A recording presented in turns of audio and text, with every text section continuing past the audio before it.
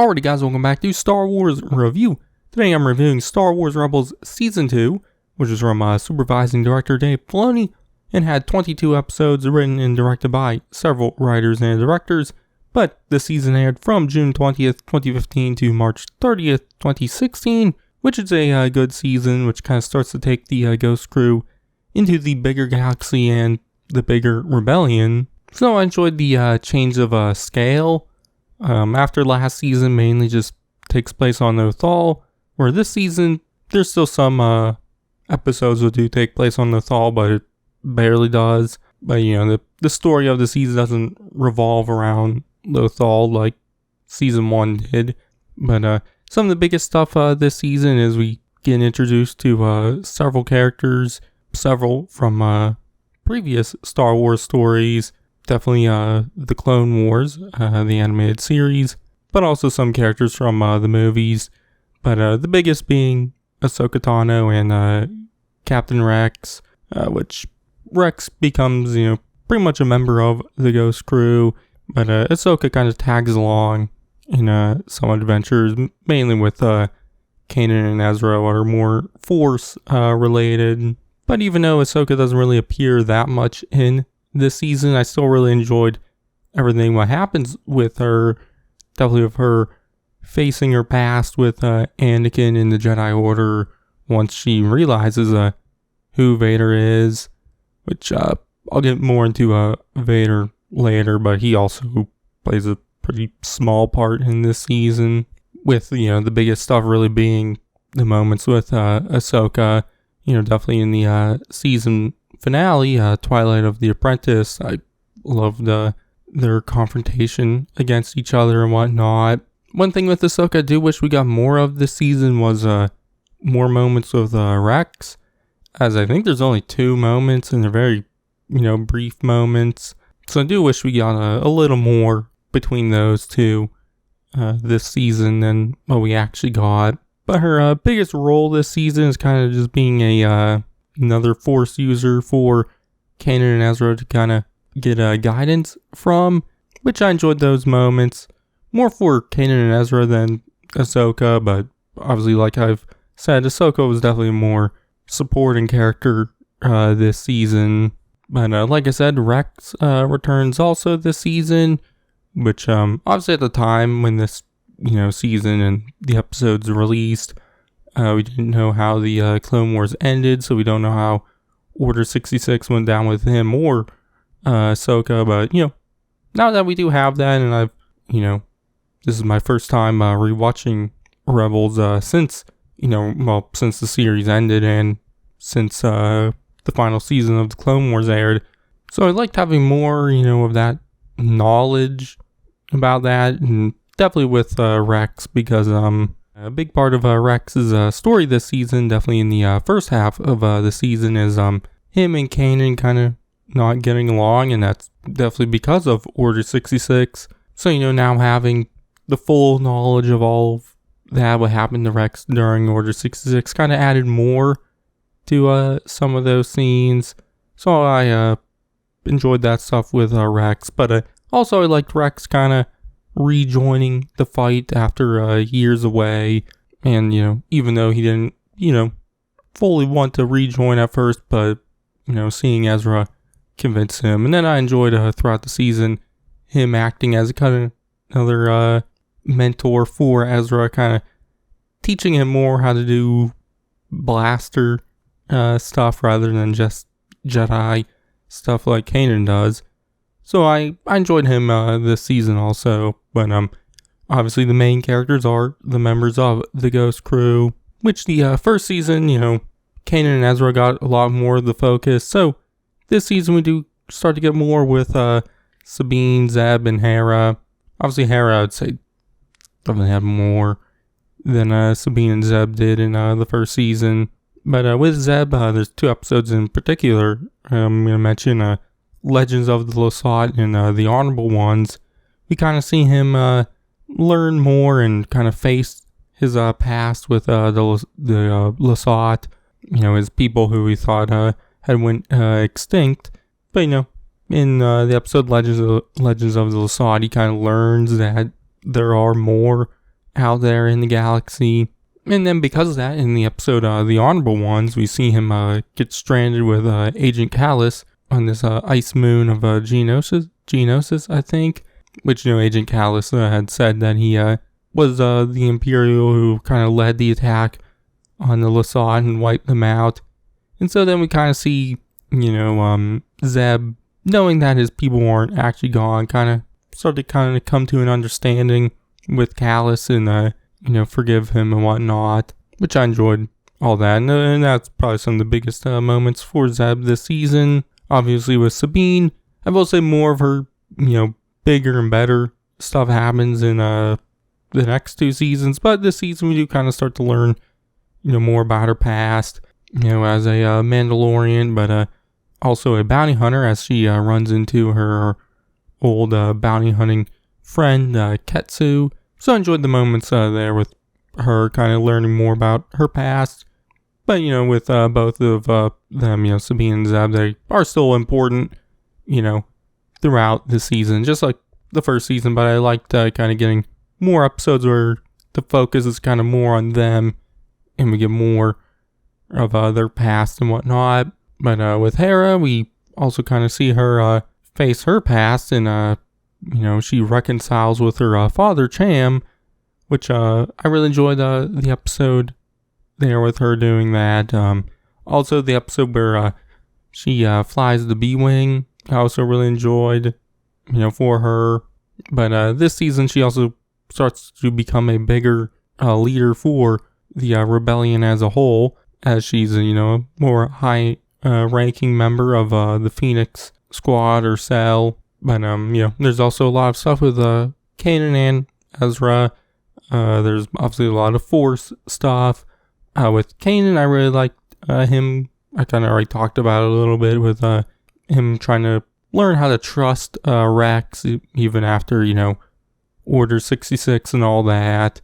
There's also some great moments between him and Hera near the start of the season where Kanan kind of isn't wanting to join the bigger rebellion. He kind of doesn't to fight another war, as he saw what happened to the galaxy during the Clone Wars and whatnot. So I liked those moments and Hera kind of convincing him that they need to join the bigger rebellion and fight against the Empire, which Kanan wants to fight against the Empire, but not in a military way. But also him and Ezra's relationship as master and apprentice continues to grow. There's a lot of great Force moments and whatnot, definitely near the end of the season when both him and Ahsoka go to Malachor. But just with Ezra alone, obviously probably the most happens with him as he is the main character of the series. Obviously, I already kind of touched on it with him and Kanan's relationship growing, but also we see Ezra's own personal relationship with the Force growing also. There's also some great stuff of, him and his, past with his parents and kind of learning, exactly what happened to them and whatnot. And also at the end of the season, we kind of start to get teases towards him struggling with the dark side of the Force, which I'll kind of get into that more in a second as there's another character involved in that. But one thing on the character side is wasn't really that into this season was the villains. These aren't as strong as all the other seasons of Rebels, which obviously Vader is in this season, but he doesn't really appear that much, really only at the beginning and end of the season. So throughout most of the season, the Inquisitors are the main villains, which is the 5th brother and 7th sister, which they just aren't as interesting as the Grand Inquisitor. And also taking into account later stories with other Inquisitors, I've found several other ones to just be more interesting than the Inquisitors in this season. So I do wish they were a little stronger there. Obviously Agent Kallus returns, which this season he's still a villain, but when he's at his best isn't really when he's being a villain. In the episode The Honorable Ones. And so I obviously having knowledge of seasons 3 and 4, I do know where his character goes, but when he's more being a villain this season, he's just kind of more of the same as last season, which is fine, as I do know where his character does, go, and there's kind of the start of the setup or build up to that with the episode The Honorable Ones. But at the very end of the season, Maul appears, which, he's kind of a villain, but, it is legitimately in the season finale, so more of his stuff comes next season, but I quite enjoyed the more brief moments he has this season, and like I mentioned earlier, he uses Ezra and kind of gets Ezra to kind of start to struggle with the dark side, which once again we'll see more in the next season. But I enjoyed his setup there for all that stuff. But obviously there's several other characters. Hondo Ohnaka appears, which, he's always fun. I enjoy him more so as a more funny character. There's the new droid AP5 who appears near the end of the season, but she's great. I really love him. Also, Leia has a run-in with the Ghost Crew, which that was fine. I wasn't really into that one that much.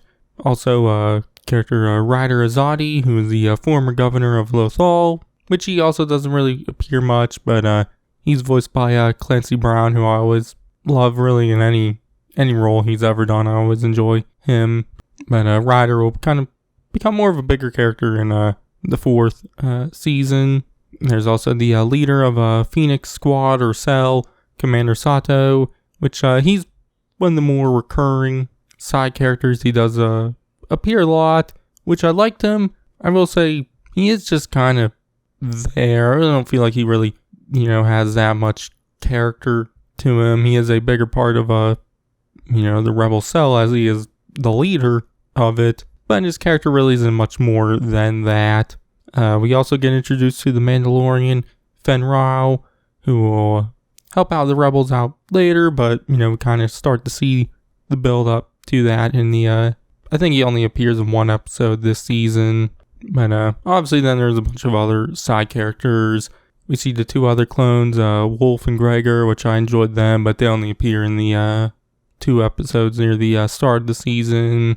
There's also the character Brom Titus, who appears in episode 9 of this season, Stealth Strike, which he kind of pops up a few times later on in the series, which I always find his appearances fun, more so because he continuously gets, demoted after his run-ins with Ezra and the Ghost Crew, and he fails constantly. But, that's really all I have to say about characters, which was a lot. But on the story side of things, a lot like season 1, this season was a lot more episodic than I remembered it being. But that's still fine. I still quite enjoyed a lot of the more episodic episodes. But obviously the more overarching story this season is more about the Ghost Crew kind of joining the bigger rebellion and continuing the fight against the Empire on a bigger scale. But also Ezra and Kanan finding out a way to defeat the Sith, which obviously, won't work out for either of them, but I still enjoyed all that. But obviously there was a lot of great episodes this season. Obviously the finale, Twilight of the Apprentice, was a great one of my favorites of the entire series. I mentioned the Honorable Ones a few times. That's another great one I really like. The series premiere, or the season premiere, The Siege of Lothal was great. And the episodes that follow that, The Lost Commanders and Relics of the Old Republic, where we get reintroduced to Rex and some of the clones, were great. Obviously had some great throwbacks to the Clone Wars. Also the episode Shroud of Darkness was great. I really loved that one, where Kanan, Ezra, and Ahsoka go to the Jedi Temple on Lothal, and kind of, we see Kanan and Ahsoka kind of have to face some of their past there, and Ezra speaks with Yoda, which I enjoyed. Also, Legacy, I think, was the episode where we kind of see Ezra learn about his parents. It was great. I liked that one too. But even then, after that, I enjoyed a lot of the other episodes too. So, there was a lot of episodes I quite enjoyed, which, like I said, I kind of remembered this one being not as episodic as season 1, but it kind of maybe even was more episodic than season 1. But, I think that it still worked out well, and I quite enjoyed that. Obviously, animation and whatnot, I think I talked about this in my season 1 review. Obviously, it's not as good as, the Clone Wars or stuff that came out after Rebels. But I still like the style of it. And I do think this season does do, a little more interesting stuff visually than the first season. It still generally looks the same, but I thought it was, a little more improved. Also, the score was great.